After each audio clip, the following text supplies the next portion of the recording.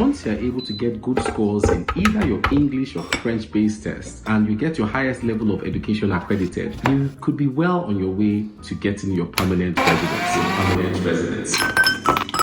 This is the full story, guys. Here you go. So I have a special guest with me here today, and I'll let you know why in about a minute or two. So I recently released a video and it had several comments, several types of comments as a matter of fact. So this video is to answer some of the comments. One comment goes, a very informative video. A quick question, what process did you undertake to obtain permanent residency in Canada without residing there? Another comment says, you got a PR immediately leaving to Canada. How is that possible? Another comment says, did you relocate to Canada on work permit? I said, no, as a permanent resident. And well, basically you get the picture. There's a lot of hows. So I'm doing this video to answer the questions, basically the how. And I've got a special guest with me today. The reason why I have a special guest is how can I answer the how without mastermind? This is the mastermind. I don't normally do introductions in my videos, but I have to do one today. This is my beautiful wife, Helen. I have her here because, like I said, she's the mastermind and there's no way I can answer by myself. She did most of the research, she did most of the work. I just did a lot of support on the side. So those were the questions, but I wrote out some key points that I would bring up so that she can take us through the answer so that you understand, at least for the people who are interested, you understand the process or the how. So, do you have anything you want to say before we proceed? No, nothing. Thanks for having me. Yes, that's what you should have said. Thanks for having me. So, are you ready? Yeah, I am. Are you ready? Yeah, I am. All right. 100%. All right. So, I think the first thing people may want to know is the eligibility criteria. And by eligibility criteria, some people are individuals or some are coming as a family. So, do you want to take us through that knowledge gap? Okay. Thank you for having me once again. I'll sit back. Thank you for having me once again. So, for the eligibility, in our own case, what we did was, I was the primary applicant while he was my dependent. So depending on the size of your family, if it's a family of 2, a family of 3, or if you're a single applicant, that would determine how you would start the whole process. The size of your family determines who will become the primary applicant and who will be the dependent. In our own case, because I'm the younger person, it made more sense. Anybody ask you? Anyways, you have to be younger. Yeah. Because I'm the younger person, it made more sense for me to be the primary applicant and he my dependent. To be eligible for this process, what you need to do is to simulate your score using the CRS calculator. So the CRS calculator is a calculator that helps you determine what your score would be by the time you get into the express entry pool. We came in using the Canadian express entry system. Although there are many pathways to move to Canada, we used the Canadian express entry system, which is the point-based system. So the first thing we did was to simulate our scores using the CRS calculator. For this process, you gain points for your age, for your test of English language, for your education, and for your work experience. These are the 4 things that determine your eligibility. Note that the higher your degree, the more points you get for the education. And then your work experience is also very important. Your work experience, what NOC does your work experience fall under? And how long have you been doing the job? Is it for 1 year, for 2 years, or for 3 years? So these are the major criteria that determine your eligibility. In our own case, I was actually under 30. I had a master's degree and I did the test of English language. I also had over 3 years of work experience. So basically, these are the criteria that determine your eligibility. All right. So have you answered for both an individual? Okay, that's for anybody starting, like a single applicant or depending on the number of family. These are criteria for both single and married. Okay, so it applies to all. And just so you know, I would put a link to the CRS calculator down underneath this video. Do you also mind explaining what NOC is? It's the National Occupation Classification. All job roles and titles are classified under several NOCs in Canada. If you are a business analyst, a data analyst, a doctor, a nurse, a farmer, a poultry worker, whatever your job role or title is. In the Canadian job classification, they are all classified into different occupations and they have different numbers for that classification. So you need to be sure which of the NOC your job falls under. In our own case, my own job fell under the NOC 310012, I think. So yes, you need to know what NOC number your job role falls under. It is very important because you could be a medical doctor and you go and pick the NOC that's for a nurse. It's contradicting each other. That will affect your application. So basically, that is what the NOC is.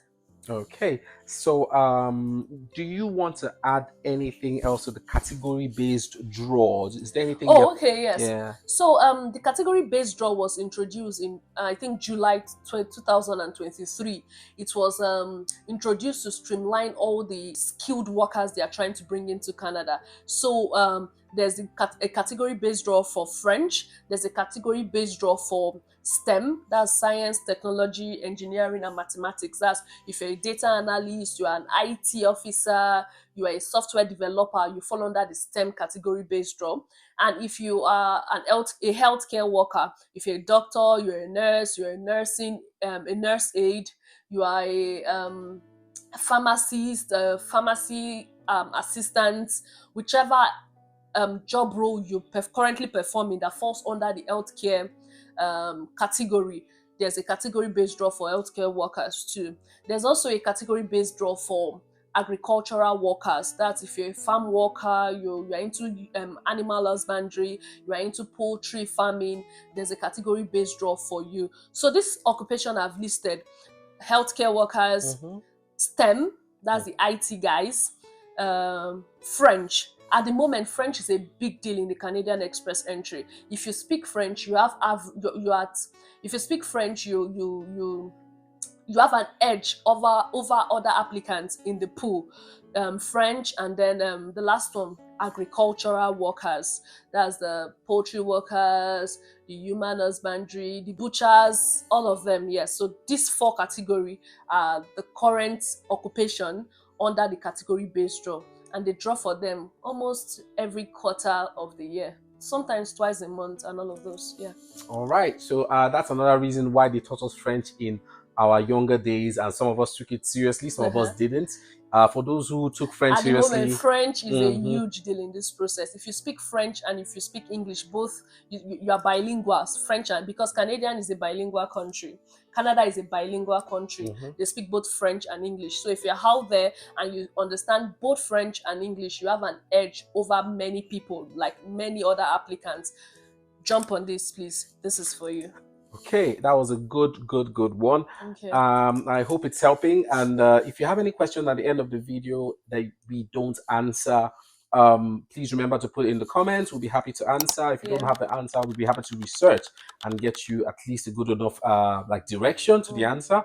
And remember, this video will be time stamped. So if you have any question in particular, you can move to exactly your point of interest, so to speak. So let's move to funds, because of course it is financially inclusive. You need money to go through the process. So we need proof of funds as a POF, and you also need to save in general. So what's your advice on budgeting, saving, money handling, etc.? Okay, should I also say what's the finances involved? Finances involved, yes. Oh, please. okay. Yeah. So first of all, I'll start by saying that the finances involved in this whole process is determined by the size of your family. The amount a single person will show for the proof of fund, POF, which is the proof of fund, it will actually be different from the amount a family of 2 will show, and it will also be different from the amount a family of 3, family of 1. Basically, depending on the size of your family, the amount you're going to show for POF would differ.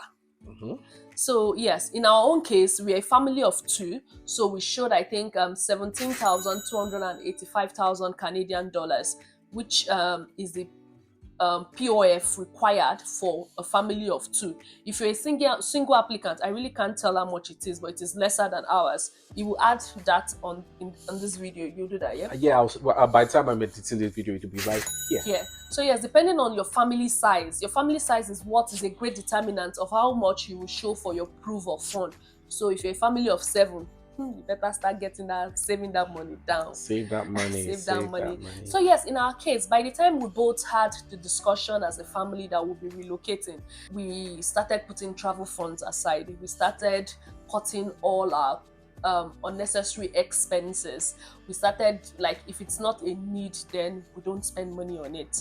We started because then we're always hanging out in all the hot spots. Then, like, all the hot spots you can imagine, me and my husband will be there. But the moment we decided that we're going to travel, there and then we cut everything off. Yeah. We started saving. You know, women are all those impulsive buying. You want that jewelry, you want that hair, you want that, nothing like that. But it was more of Netflix and chilling instead of going out. Yes. At least we couldn't abandon all forms of entertainment. Yes. So yeah, that was all we did.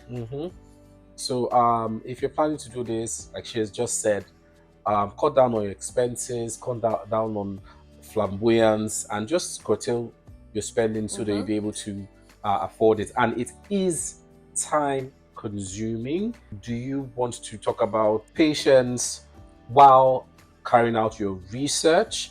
And like, most people use agents and you didn't. Yeah. So for people who don't want to use agents, where should they look for more information? Okay. So I used to tell people the Canadian immigration pathway is more of a DIY. By DIY, I mean it's a do-it-yourself kind of process. An agent will not like you the way you like yourself. Because to be honest, this process can be time-consuming, mentally exhausting, and all of those things. The agents, they are just after their funds and business. It's their business, so they just want to collect the money and do what they have to do. And I feel they may not like you the way you like yourself. Plus, if you're the one doing it yourself, you will take more time. You will dot your I's, cross your T's, tie all loose ends and all of those things. But these agents, they really do not care. So basically, you can source for information in plenty places. In my own case, we had a Telegram group. And guys, do not sleep on Nairaland. Nairaland helped me a lot. Like, I go to Nairaland and I see tons of information, like truckload of information that I wouldn't even get on a ordinary day. So please, you can use Nairaland. There are load of information on Nairaland. Just go to Nairaland and type the Canadian Express Entry System and boom, loads of information. Also, I used a blog by Omobi. She wrote this blog in 2018, so a lot have changed ever since, but that was the blog I used. It may have the link, you can read it and just have like rudimentary knowledge of what the process entails. So yes, those were the places I was able to do my research and information gathering from. Okay, so all right, so we'll add the link, a relevant link, to the bottom of this video. You can go do some more research for yourself. It is, like she has already said, time consuming, and you need to put your head on the ground and research, because the agents cannot love you as much as you love yourself. So we did speak earlier about CRS, taking IELTS, and accrediting your highest level of education. So can we go now into the documentation? What kind of documents do you need and how do you get it? Okay, so by the time you've decided that you want to do this, the first thing you need to do before anything else is the documentation process. You need to do your documentation and gathering of important documents like that will make you eligible for this. And the first thing you need to do is to evaluate your degree. People say evaluate your highest degree. That means if you're a PhD holder, it is advisable for you to evaluate your PhD. And if you just have a master's, it is advisable to evaluate your master's. Basically, it's like evaluating your highest degree. But in my own case, I like to tell people that they should evaluate everything. Your BSc, your master's, and your PhD. Let me not even talk about PhD, because most people are master's degree holder. So I advise people to evaluate their BSc and their master's. And the reason is because when you pay money to these evaluating bodies, in our own case, we used WES. It is the most popular, although there are several other evaluating bodies. When you pay the evaluating fee to West at the first time, you can evaluate all your degrees. But if you evaluate just your master's, just your highest degree, and maybe later you come back that to evaluate your BSc, you have to pay a fresh fee different from the ones you've paid before to evaluate just your master's. And the reason is because along the line, you may need to go through the provincial nomination route. Okay. Yes, which is by provincial nomination. It's the PMP is another pathway. You need a province in Canada to nominate you for the express entry system. So you would now need your BSc, because there are some provinces that require your BSc. I think, for example, is it British Columbia or Saskatchewan? I can't really remember which of these provinces, but there are some provinces that what you studied in your BSc must match your current work experience. So if that eventually turns out to be your case, you now have to start going to evaluate your BSc all over again, and that is money consuming, and it is not wise. Like time exactly. Time consuming. So just like tie or lose ends, it's advisable to evaluate your BSc and masters just to be on the safe side, should in case you want to take the provincial nomination route. So yeah, that's that for the evaluation of your degree. You will now go on to prepare for your IELTS. IELTS is it could be IELTS, it could be TEF. IELTS is a test, IELTS is a test of English language, while TEF is that of French. You write your TEF, and usually I advise people to try their best to ace their test of language. Like in our own case, we did the test of English language, so that's what I'll be talking about. So yeah, I'll advise people to at least get a band 8. Say you know try, you know do well, 8, which is a fantastic score. Get a band 8 so that you can at least get all the score for language. So yes, you write your IELTS. After that, you are now eligible to, you can now gather all these documents and open your express entry profile. Also, you have to have a work experience of 1 to 3 years. You have to have a work experience of 1 to 3 years. The higher your work experience, from 3 years above, the more score you will get. So yes, the moment you've evaluated your degree and you've written your IELTS, you've aced and maxed out your IELTS, you've also, of course, you have your work experiences. You can now go on to create your express entry profile in the IRCC website. You will add the link to this video. So yes, those are the documentations you need to get to create your express entry profile. Okay, so so speaking about IELTS, thank you first and foremost. You're welcome. Yeah, so speaking about IELTS, everyone, we all speak English. So some people just claim or think that it's English now, I'll pass. Yes, it's English, but I assure you it can be really tricky. And I'll suggest you really take out time to prepare for your IELTS. For me in particular, I used a YouTube channel to help me, and I will put the link on this video. However, it is E2 Learning Language. It is a YouTube channel that not only takes you through the questions, it also prepares your mind to know how the questions can be tricky. The questions can be really tricky, and you might think the question is going this direction, and then you conclude that it actually is, but if you miss the actual end, you're lost. So I'll suggest you take out time to prepare. I would put the link. And also, she mentioned take a band 8 for further explanation. The highest score is 9, and what she was saying is at least get an 8. And I would personally suggest that you work harder on your speaking and listening. I think those tends to be the most tricky, or the ones with arguable scores. Yeah, don't forget your international passport, guys. It's a given and it's a must. You need your international passport. And if you're liking this video and you want to support, please remember to subscribe. We do appreciate every single subscription. It moves us to do more. Thank you once again for watching, and peace. We're still on documentation anyway. So can you tell us what documentation was the most difficult to obtain? To be honest, by the time when we started this whole thing, I knew what to expect and I prepared my mind to it. My universities, they didn't delay in sending my transcript to West to evaluate. No, my university did not delay.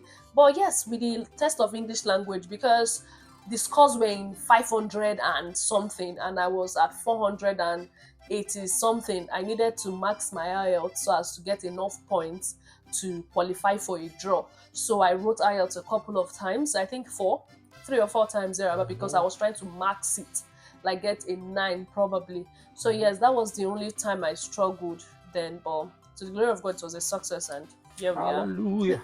So I also wrote IELTS a few times, but the thing is, I wrote IELTS like twice about 4 years ago, but last year I think I just wrote it once and passed. Well, it's glory be to God, I was lucky.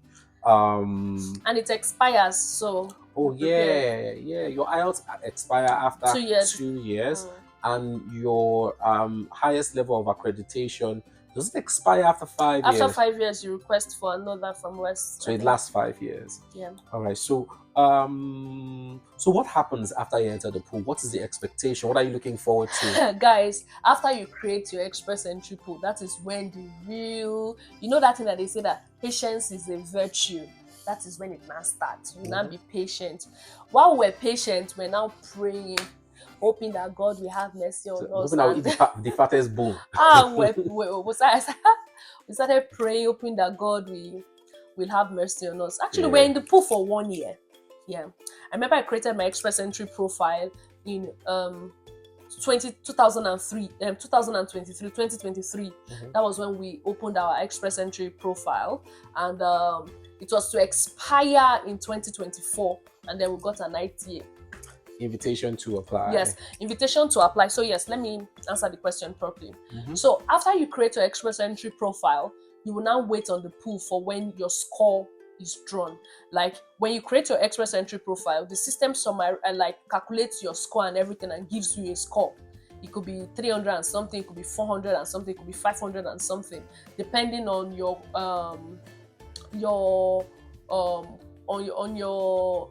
like the points you're able to amass. So after you get the score, you start waiting and be looking forward to the draw. Usually in the past, they draw every 2 weeks, but after COVID, a lot of things changed and they started drawing as they like. So I can't really tell how long, if it is weekly or monthly, I can't tell. It's just as the spirit leads. That's how they draw these days. So yeah, you wait until they draw your score. If your score is drawn, then you get the ITA, invitation to apply for a permanent residency, obviously. So yeah, it's called, we refer to it as the golden mail. Yeah. So after you get the invitation to apply, your profile locks. Every information you've put in it actually locks, and you have to show proof for those information that you claim you have, those things you claim you have. So you have to show proof for your age. You have to show upload your IELTS result, or the band 8, band 9 that you claim you have to show proof. You have to then go to your your employer. Your employer needs to give you a reference letter to show that, a proof that you've been working for your employer for the said number of years that you told them. So while requesting your reference letter from your employer, you have to make sure that it contains the duties you performed there. All the duties, make sure your employer outlines all the duties you performed. Then it has to include the number of hours you worked weekly and how much you were paid annually. So yes, all these things have to be accurate on the reference letter before you submit it for in your application for a permanent residency. Also, I need to add that for every country you've lived for 6 months, you have to show a police report. You have to get a police report from that country. That means if you've lived in South Africa for more than 6 months, if you've lived in Ghana, if you've lived in India, if you've lived in Australia for more than 6 months, you have to get a police report from that country. In our own case, we've only lived in Canada, in Nigeria and in the UK for more than 6 months. So we got a police report from Nigeria and we got a police report from the United Kingdom. So yes, after you gather all this documentation, you would scan the document. If you are married, you upload your marriage certificate. You upload these things and then you make a payment of about 2,000. I don't remember the exact price for. That's the fee for your permanent residency application and your biometric fee.